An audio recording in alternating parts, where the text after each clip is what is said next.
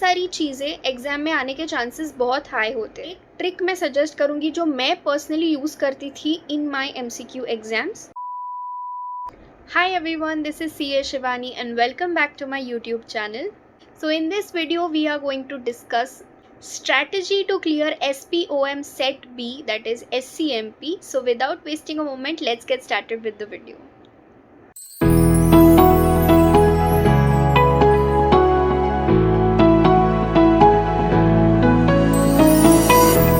सो SPOM SCMP के लिए एक बात हमेशा याद रखना कि क्लियरिंग इज़ वेरी इंपॉर्टेंट। आपको हर चीज़ का इन डेप्थ नॉलेज होना इम्पॉर्टेंट नहीं है, क्योंकि SPOM में आपके जितने भी मार्क्स आएंगे ना, that is not going to be considered for your final aggregation. So बस आपको 50% के ऊपर स्कोर करना है और SPOM फर्स्ट अटेम्प्ट में क्लियर करना है। This should be the only goal for you.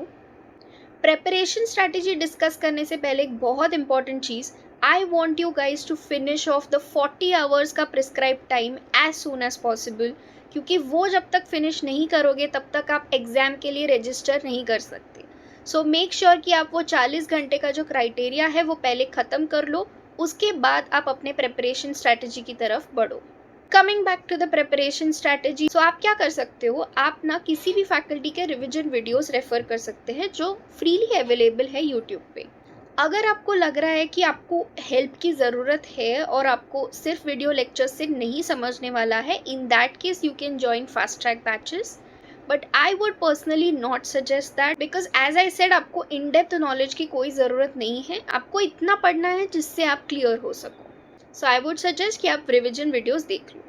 सो आप जब वीडियो लेक्चर्स देखोगे ना, तो आप क्या करना, एक टॉपिक लो, उसका वीडियो लेक्चर देखो, उसके बाद आप उसके ICI के स्टडी मैट क्वेश्चंस रेफर कर लो।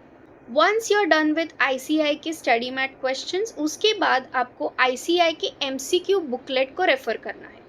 ऑनेस्टली आई फील SCMP के लिए ICI का स्टडी मैट और ICI का MCQ बुकलेट इतना इनफ है। You do not have to do any extra questions, क्योंकि जो भी क्वेश्चंस आएंगे आई फील इसके अराउंड ही होंगे। एग्जैक्ट क्वेश्चंस नहीं आएंगे डेफिनेटली, बट कॉन्सेप्ट तो सेम ही होगा और वर्किंग्स भी सेम ही होंगी। SCMP के लिए सबसे इम्पॉर्टेंट बात है कि जितना मैंने नोटिस किया है, जितना मैंने रिसर्च किया है, इस पेपर में थियोरी और प्रैक्टिकल दोनों पूछते हैं। ऐसा नहीं है कि पूरा थियोरी पूछेंगे या पूरा प्रैक्टिकल पूछेंगे, दोनों का कॉम्बिनेशन आएगा। इसीलिए कोई भी चैप्टर को ऑप्शन में छोड़ने का मत सोचो। एटलीस्ट जितना MCQ पर्सपेक्टिव से इम्पॉर्टेंट है उतना करके जाओ, क्योंकि पेपर में थियोरी और प्रैक्टिकल दोनों का कॉम्बिनेशन आ सकता है।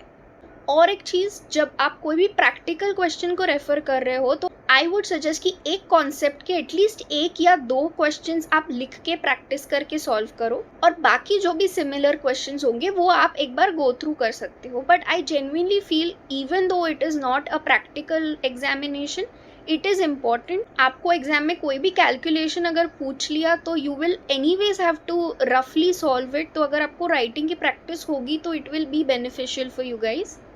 दूसरी चीज़, फॉर्मूलाज सारे अच्छे से देख लो। जितने भी फॉर्मूलाज मेंशन्ड है वो अच्छे से याद करके जाना, ताकि वहाँ जाके आपको कोई कन्फ्यूजन्स ना हो।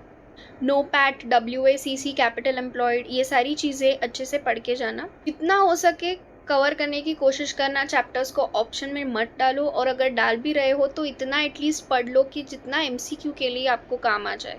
एंड ट्राई टू फाइंड, अगर किसी फैकल्टी ने कोई कंपाइलेशन वीडियोस डाले हैं जिसमें MCQs एंड प्रैक्टिकल क्वेश्चन सारे का कंपाइलेशन हो, तो आपके लिए बेटर होगा कि आप वही एक चीज़ रेफर करके you can prepare for your exams.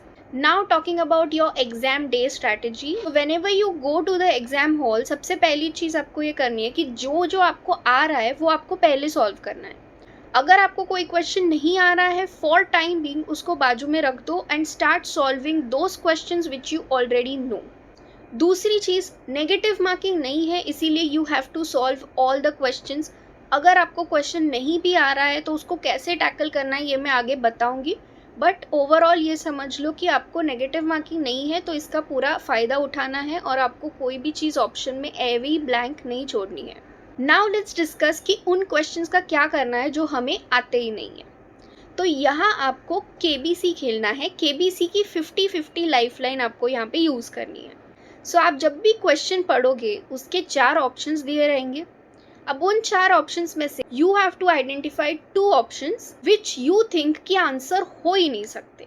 ऐसे 2 ऑप्शंस को आइडेंटिफाई करो और उनको पहले एलिमिनेट कर दो। वंस दैट इज एलिमिनेटेड, अभी आपके पास 2 ऑप्शंस बचेंगे जो आंसर हो सकते हैं। उनमें से then you have to apply your logic and decide कि इनमें से कौन सा आंसर हो सकता है, एंड देन आपको आंसर सिलेक्ट करना है।